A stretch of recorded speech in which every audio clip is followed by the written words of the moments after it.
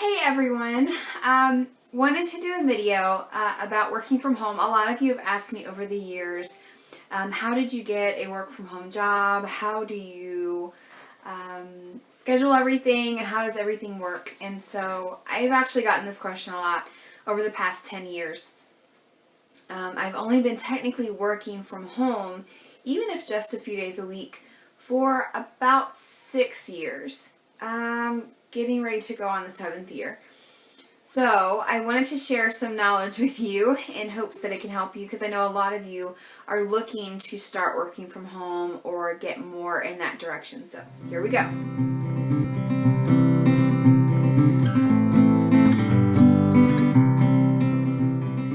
So my journey, I need to start, we're going to cover a couple of things. I'm going to cover how my journey started, how I got here. What I do is really big, because you're going to need to find something that works for you. And then I'm going to share with you the struggles that I have with working from home, because working from home isn't necessarily a walk in the park. So my journey began in 2009 when my son was born.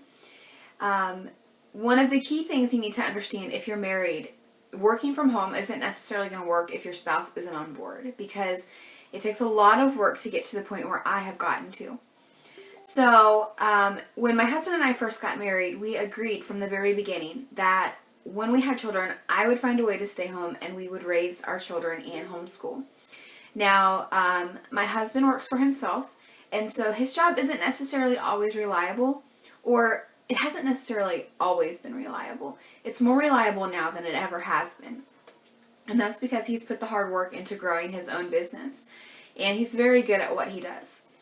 But we're not talking about him. So basically how this started is when I was 18, I graduated high school and I went straight into the media industry.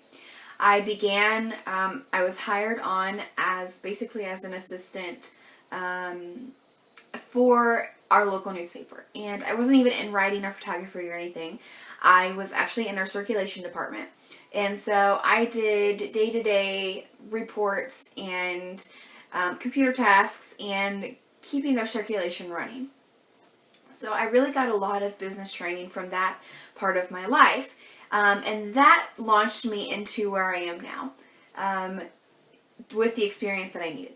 And so it grew to where I saw an opportunity to work for the magazine that I work for now. I took the job and I applied for the job and I did some consulting for him before.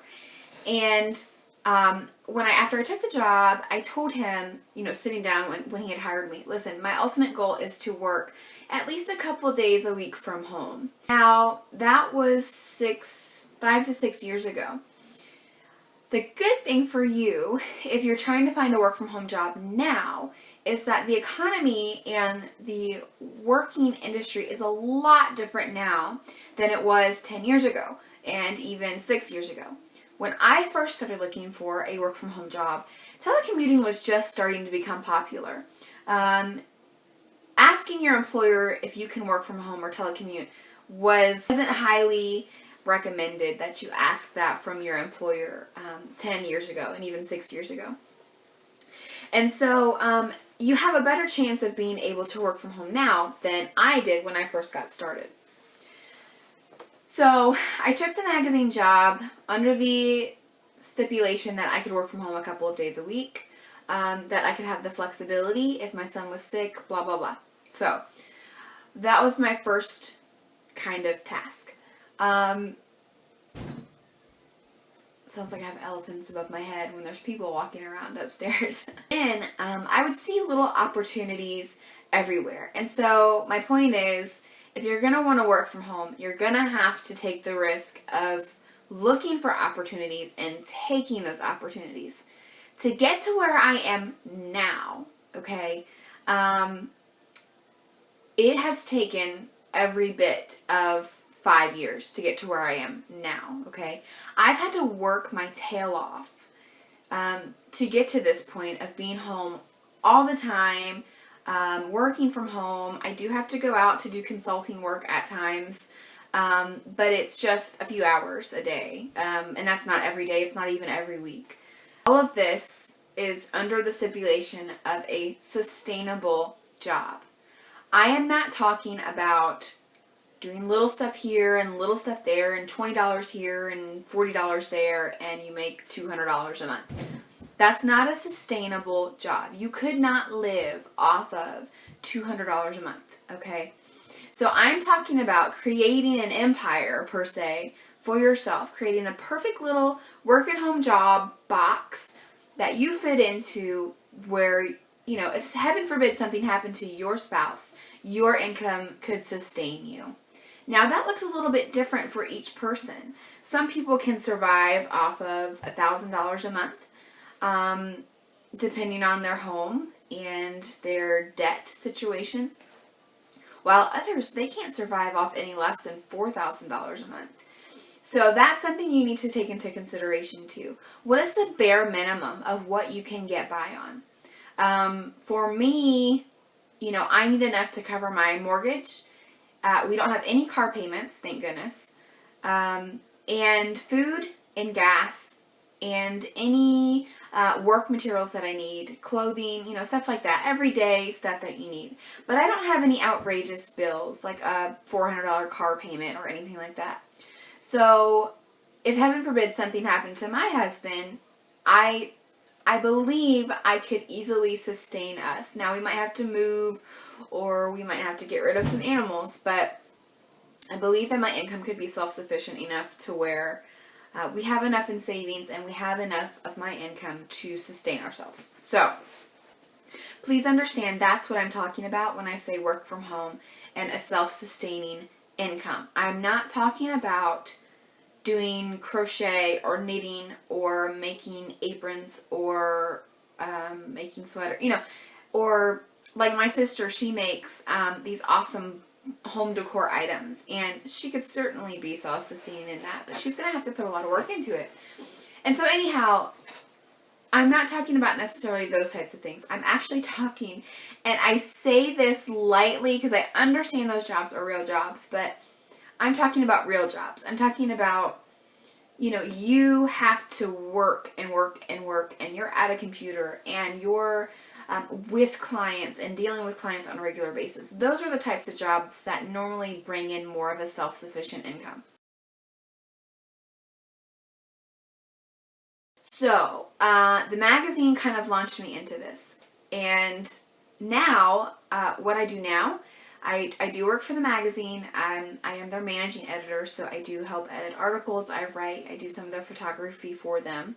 And I basically organize stuff for them. I also do their website. And so the experience I gained at the magazine is actually what has helped me begin my own business. And so my own business is separate from the magazine that I work for. So, and it has started to become a self-sustaining income. Not quite there yet, but almost there. Basically what I do now, I found skills. You need to find skills to help you grow and create your home business. So whether you have those skills already and you need to perfect them, or whether they're new skills that you want to have and that you need to learn and perfect. And so the skills that I have grown into over the years have been graphic design, photography, writing, some editing, not on a professional level, and social media consultation and website consultation. Now, for simple websites, I have built many of them myself, and so that's one thing that I've done, and that's all been by trial and error. I am self-taught in every single thing I do for myself. So I wanted to encourage you. You don't need a college degree. You don't need to go into debt to learn these things that you want to learn. I self-taught myself over the years, but it took a while to do it, to perfect those skills. And I'm still learning every single day. I just took a photography class online just a couple weeks ago, and things that were very simple that I should have known, but I didn't know them. And so understand that when you work from home, you're constantly growing. The economy is constantly changing. The social media, if your job is in social media, it is constantly changing. I was just with a client last week, and talk about, oh my gosh, I felt like an idiot moment. Facebook apparently changed some of their privacy settings over the past 2 or 3 weeks. And so I was meeting with my client and trying to show her how to set up this privacy setting. And I couldn't find it. I could not find the privacy setting. And I'm like, it was just here 3 weeks ago and it wasn't there anymore. And so you're constantly growing when you have a work from home job, especially in something like this. So understand that when you have a work from home job, if you're going to continue to keep it sustainable, you're constantly going to have to research and grow your knowledge on the product that you're and the skill that you're offering your clientele base. So I'm doing graphic design, photography, writing. I'm social media consultation and web consultation is my bigger money maker for myself. I would say that logo work, photography, and the website and social media platforms are the 4 biggest. Writing isn't necessarily a very reliable income for me. I do write for websites like Mother Earth News and some other websites, and I am part of several amazing homestead private groups online. And we have share days and share each other's information. So those are great, but they're not necessarily a sustainable income. Now, I do have income coming in off of my website for sponsorships or ads. Some of those sponsorships are through bigger companies who do the barter system with us. We're very high on the barter system here. So the company doesn't have to pay cash, but I'm getting something out of it anyhow. So that's something to consider as well as you go into this. I'm always very open with fellow homesteaders when I do their websites or help them with social media consultation. I do a lot of bartering. So like I just finished a website for a lady down the road, and she has Nigerian goats, and her ultimate goal is to be, flourish in that and make money in that and have a creamery. And so we were able to barter farm stuff for her website. And so that's a good source of income that you could tap into as well, if you don't have to get cash for everything. So condensing this down as much as possible so you don't have to watch a 30-minute long video. So I really want to, I need to tell you that working from home isn't easy. And it takes a lot of work because I am a mom. We do homeschool. And because I have so much going on, I've probably had to stop 5 or 6 times during this video because my phone's been ringing off the hook. But because of all of the things that I'm doing, I have to find that happy balance between motherhood and homemaking and homesteading and having a job.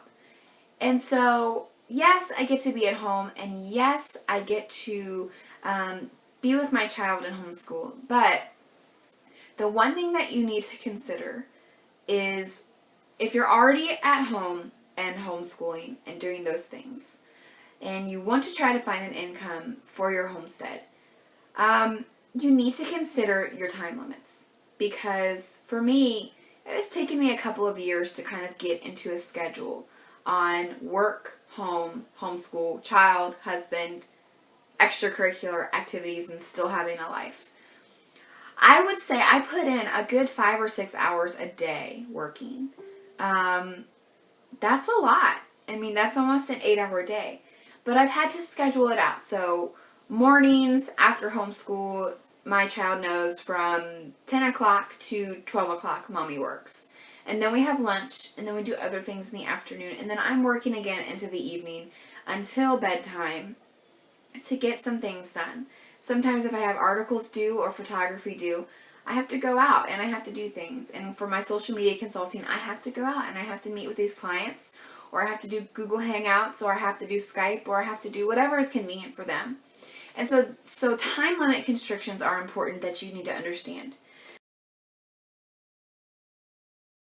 The next thing you need to understand is if you are going to do something, whatever skill you have, whether it's working with your hands or whether it's more of an online office-based skill, you need to understand that you cannot make false claims. I learned that the hard way. You cannot start a business and say you are this amazing business, but then not have the facts to back it up. So if I were a social media business and I claimed that I excel in teaching people how to use social media effectively, but I only have 500 likes on my Facebook page, or I just started a Twitter, or I don't even know how to use Instagram. You can't do that. So your platforms have to grow as you grow. As someone who has been in this industry for so long, I always chuckle when I see those. They are a dime a dozen. Don't be a dime a dozen kind of person. Be a $100 bill kind of person. Your integrity and your truthfulness is going to go a long, long way in your home business. My home business has grown as much as it has in a short amount of time because I've been honest. If I don't know something, I won't say I don't know it. I'll try to figure it out first, and then if I can't figure it out, I'm not going to spend a lot of time on it. People have time limits. You can't be there trying to figure out their website while, they're paying you. So if I can't figure it out, I'll say, you know what, I don't think I'm a good fit for this project, and let me refer you to someone else. Having referrals is very important, and it shows that you do have integrity, and they will come back to you because you were honest about it. Don't go into this home business thing thinking, I'm going to start big and end big. And because you'll start big and end little. So when you start putting your name out there, and you need a portfolio, you need proven things and referrals to back up your claims. If you're just starting out, you can word things differently. You can list your experience in that field from the time you first started working until now. If you have, let's say you are in a business that is web related, like you want to build websites. Even if you did a small website when you were 18 and it was 20 years ago, you can say, well, I have experience, this amount of experience, because it's not lying. You do have that amount of experience. It's many years of experience.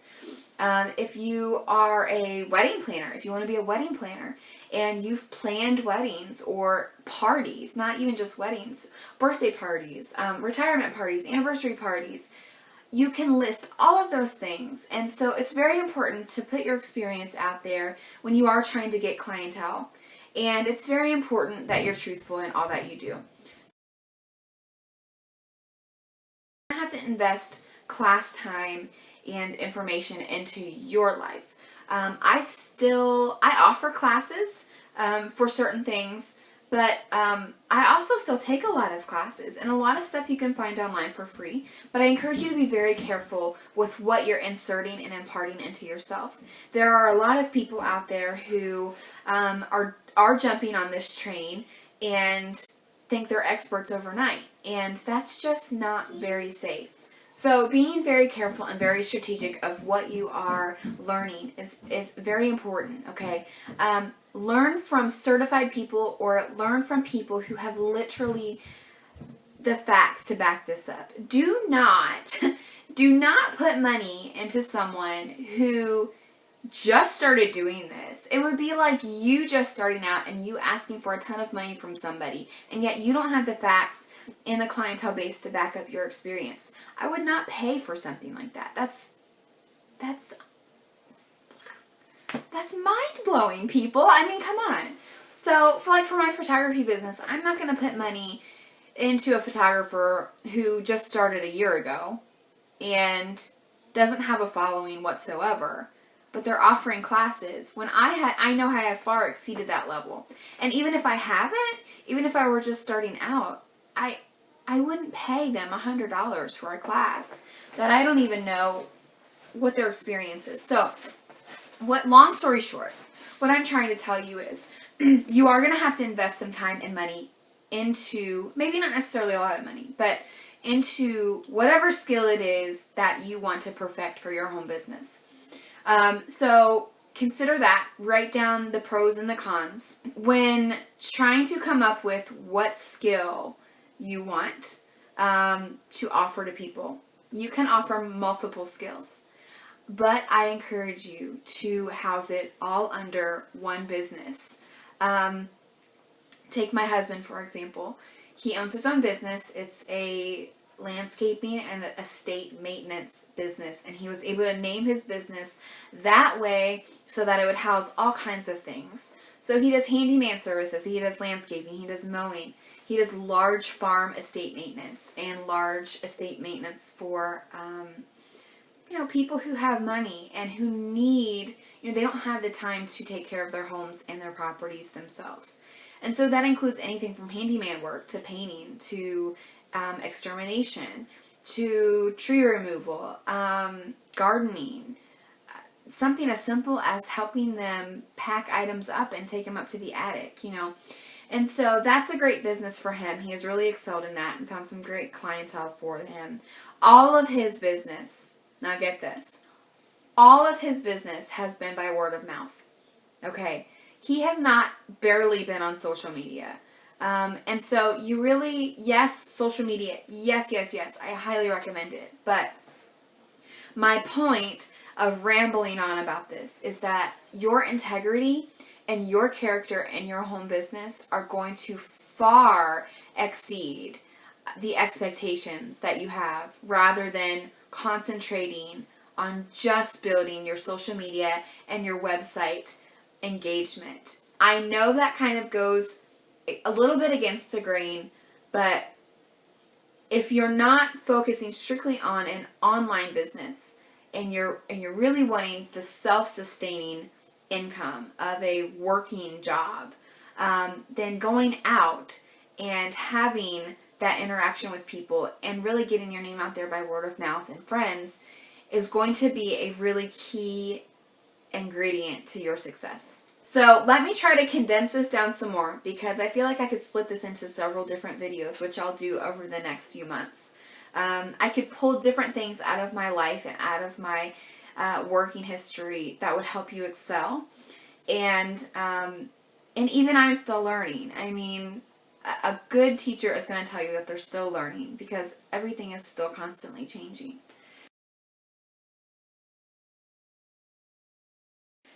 So here are some steps that you need to take if you're considering a self-sustaining work-at-home job. First of all, you need to consider your spouse if you're married. Getting your spouse on board is key so that they can encourage you during those tough times when you are feeling like this isn't working. Number 2, you need to make sure that you're going to be able to roll up your sleeves and do the hard work that is required. A successful work-from-home business is not going to happen overnight unless you, by some miracle, post something that goes so incredibly viral that you have NBC News knocking on your door. That doesn't happen often. Okay, so let's be realistic here. So you need to make sure that you're going to have the gumption to put the work into it. Number 3, you need to make sure that you have the proper time limits to make this work. If you are already working from home, or not working from home, but if you are already a stay-at-home mom or dad, or someone who is already home a lot and you're just wanting to take that next step, you need to consider your time constraints. Are you a parent? Do you homeschool? You need to find a skill and a job that allows you to work around those times. The next step is finding a skill or a job that you can excel in. It doesn't even have to be something that you have experience in. It can be something that you want to grow experience in. You don't know until you try. So make a list. Make a list of things, not the things that you think are going to make you quick money. Make a list of things that you want to, honest to the Lord above, do that you enjoy. I enjoy photography. I enjoy writing. I enjoy graphic design. And those are things that I haven't always had experience in. The social media part of it has kind of grown itself because of the skills that I had. And I had to excel in social media.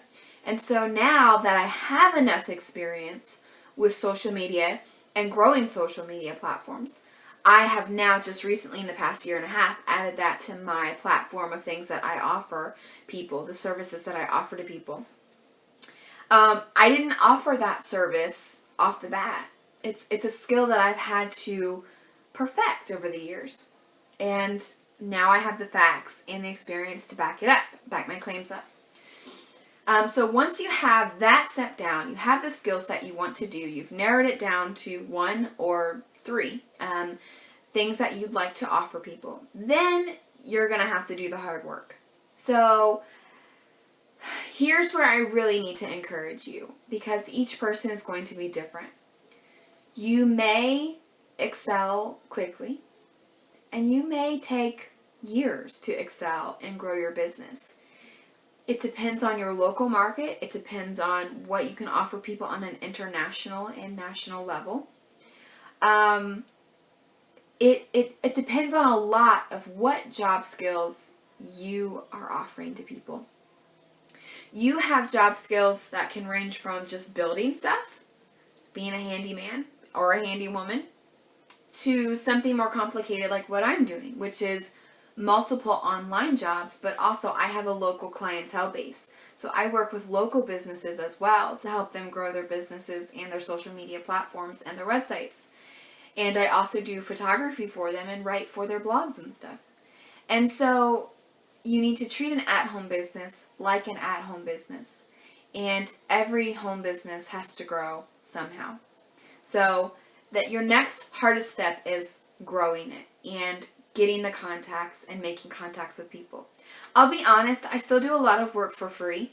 A lot of my homestead friends online, I do their websites for free if I think that they're worth my time. And we barter like that. We send each other gifts. We love talking to each other on a daily basis.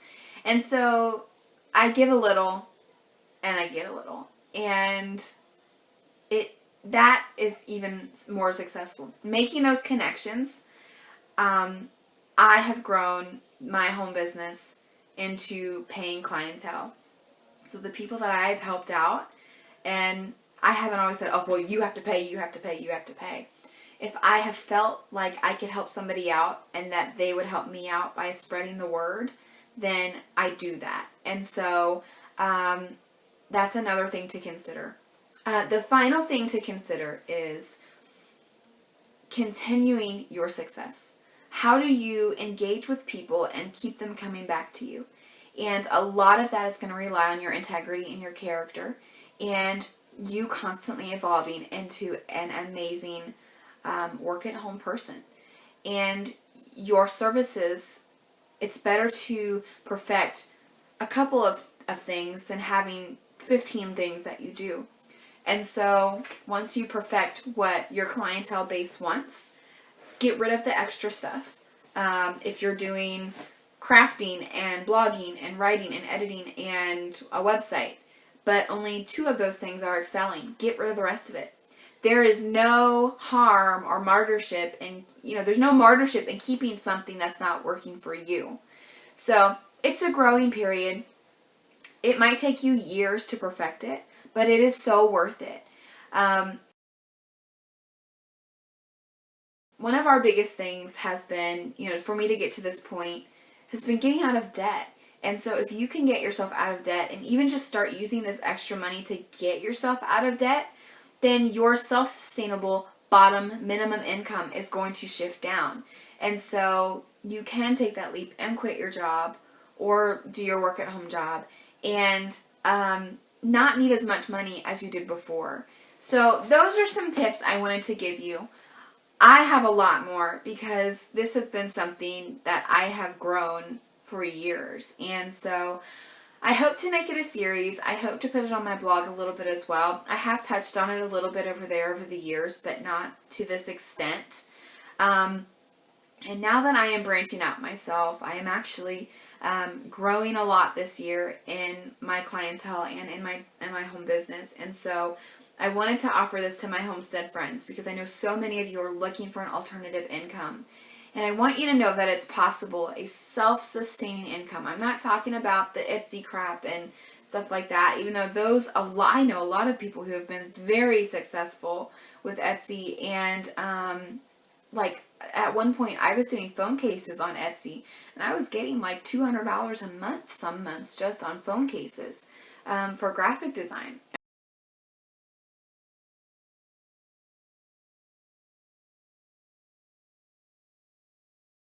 And so, yes, it is possible, but again, you have to find your niche. You have to find what your clients want. So, that's it. I wanted to share that with you because I get the question all the time. I mean, all the time over the years. How are you doing it? How are you working from home? Can you give me a job? I can give you a job. But not with me. I can give you the tools for you to do it yourself. If you're looking for homestead advice, I think I'll do a separate video on that, on how to make an income strictly off of your homestead, because that's a lot more extensive, and that's not necessarily something that I'm really doing here because I don't have a lot of space.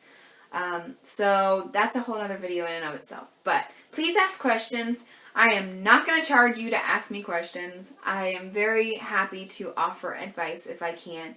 I know this is a long video. It's been long-winded. If you made it this far, bless your heart.